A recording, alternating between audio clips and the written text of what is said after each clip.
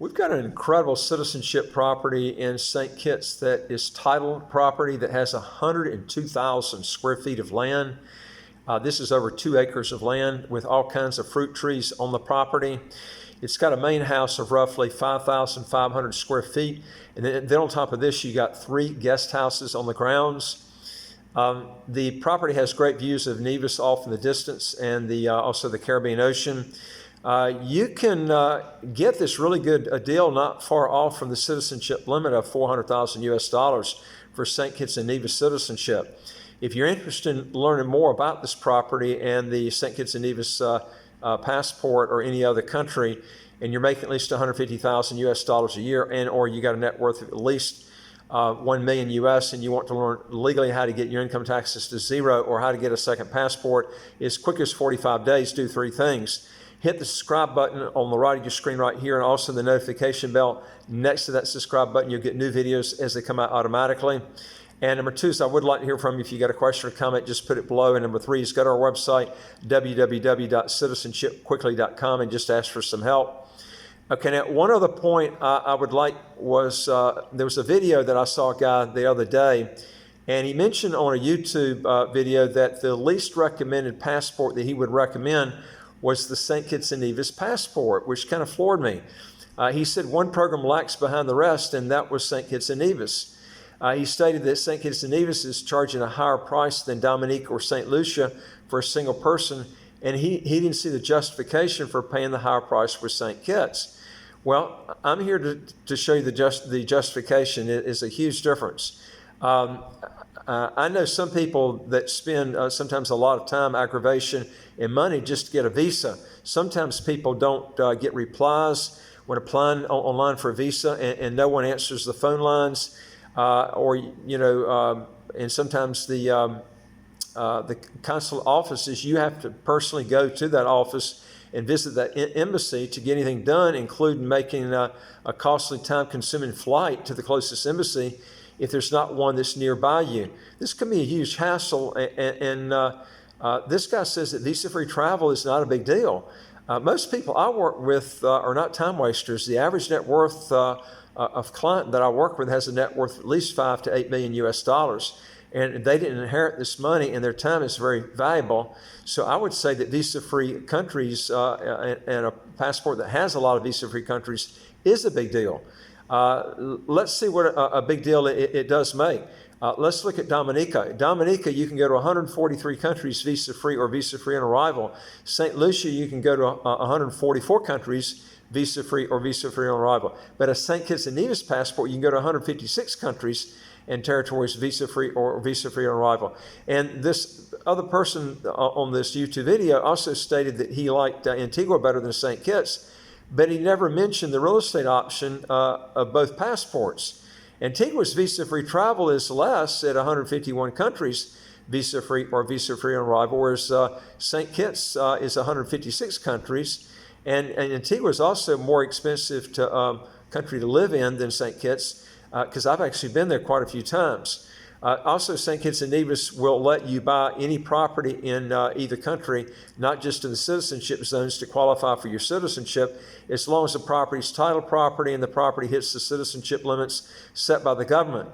But now in Antigua, you have a lot less to choose from on the properties, giving you a lot less chance of a good deal of buying the property. And the reason why Antigua started their citizenship by investment with properties around 2010 through 2011, right in there.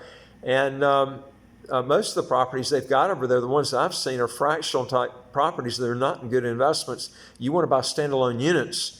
So you got a lot more to choose in St. Kitts because the properties, they got over 100, just under 100 developments in St. Kitts of properties that qualify for citizenship in the citizenship developments. You don't have that in Antigua because of the time period that Antigua started. And plus, what you're going to run into too is a lot of these developments in Antigua are fractional type properties, and they're not good investments. You want to be able to buy the whole unit. But this is the key thing that you need to be looking at. You also have to go to a lot of trouble renewing the Antigua passport, because that has to be renewed every 5 years. The St. Kitts passport, you only have to renew it every 10 years. Remember, the extra fee that you pay for a St. Kitts passport is an extra fee one time. The visa-free travel is every year. If you go with the real estate option St. Kitts, you can make it just about as cheap as the real estate option in Dominica. There's not that much difference with the price, but I'll tell you this, in the real estate option, but there is in the visa-free travel between St. Kitts and Dominica, but he never mentioned this either. The extra countries that you can go to visa-free is every year, whereas that fee is only a one-time fee. He also compares the donation option on all these, he compares the donation option on all these and never mentions the real estate option on these different, citizenship by investment options that you can choose from. He was looking strictly at the donation options, and he stated that for a single person, the donation option is cheaper for places like Dominica and St. Lucia, never measuring the lack of visa-free travel these countries had compared to St. Kitts. The above property that I mentioned at the very beginning, I just mentioned to you with 5,500 square feet of inside area, and the other 3 homes on the property would bring this property to around $400 to $600 US per square meter. That's incredibly cheap.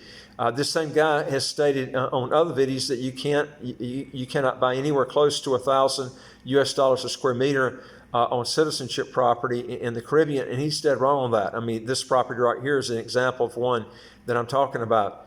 I've always told people that I'm against the donation option to begin with. If you can get a great investment on a property, that's going to be so much better option, because that money goes towards the investment. The donation option basically is going down a rat hole. It's going to a social program, but it's not going to benefit you. Remember that when you do the donation option, you have a lot of legal fees. That is in the thousands of dollars that you're going to have to pay on top of the donation option. And also you're going to have background check fees too that can be in the thousands. And with the real estate option, I've got developers that have actually picked up all those fees. I mean, that saves you a lot of money that's basically going down a rat hole.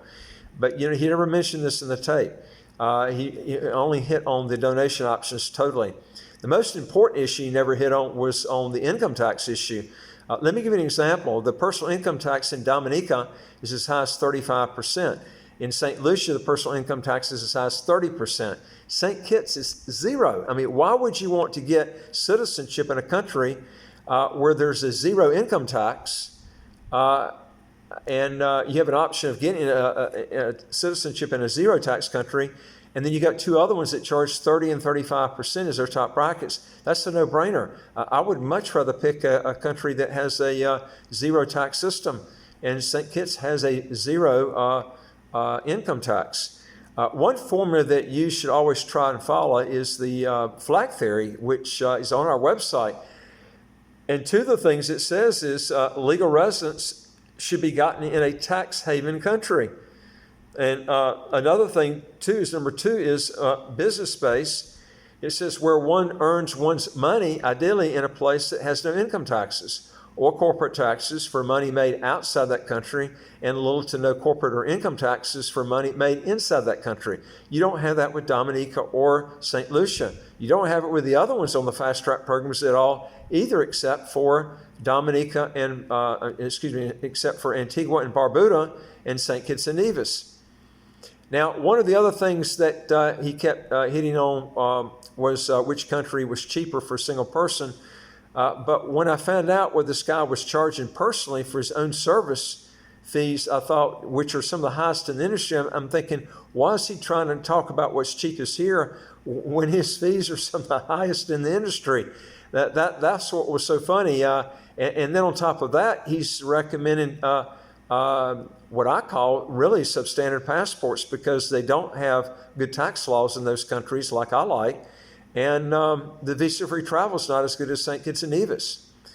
But the key is it worth it for you to go on the donation option to pay a little more with St. Kitts and Nevis to get more visa-free travel, than Dominique or St. Lucia and pay zero income tax for the rest of your life, saving you tons of money that will far exceed that extra one-time amount of money that you paid one extra time, a little bit above what Dominique and St.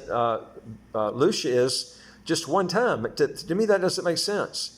As I mentioned earlier, if you think you're far better off going with the real estate option anyway, where you're investing your money than throwing it out the window with the donation option, this is the way I would be going, because all your money's practically is being invested. You have very little in fees. In a lot of cases too, with a developer, we can arrange it where a lot of those fees are actually picked up, so almost all your money's invested. This is the way you should be going. But anyway, if you're making at least $150,000 US a year, or you got a net worth at least $1 million, and you want to legally get your income taxes to zero, how to get a second passport as quick as 45 days, do 3 things.